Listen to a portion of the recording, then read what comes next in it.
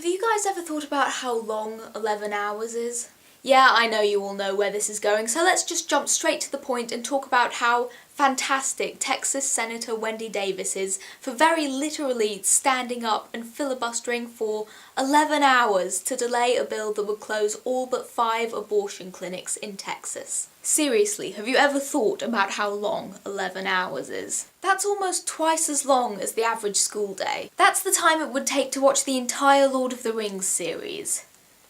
The extended editions. Think about when you have to do a presentation for class and 5 minutes feels like an eternity. Now multiply that by 132. And this is the state senate we're talking about, not the national senate, so she couldn't just pull a Mr. Smith Goes to Washington and just read the Constitution really slowly.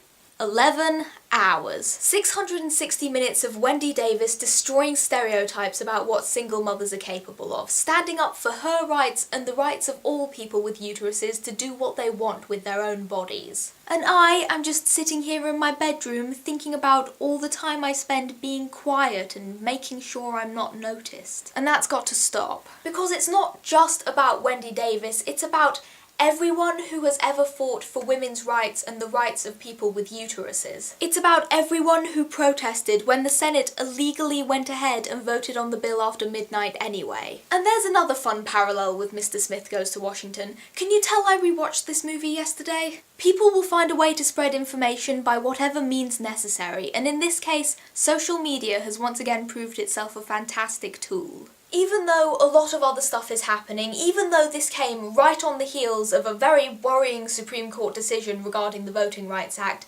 this cannot be the kind of thing that we forget in a week's time. We cannot afford to let this be the type of thing that we forget in a week's time. Because it's cases like these that show that the voices of minorities and special interest groups can still be heard in a government made up primarily by white, straight, cisgender men. And there may not be a neatly tied up, dramatic Hollywood ending. There certainly isn't in this case, with Governor Rick Perry trying to call another special session to get the bill passed. By the way, if you follow the link in the description, you can donate to Planned Parenthood's efforts to stop legislation like this. Whether you stand alone as an individual or as an anonymous voice in an online campaign, you can still be heard. And if you want people like Wendy Davis to be recognised and validated, then you won't be silent now.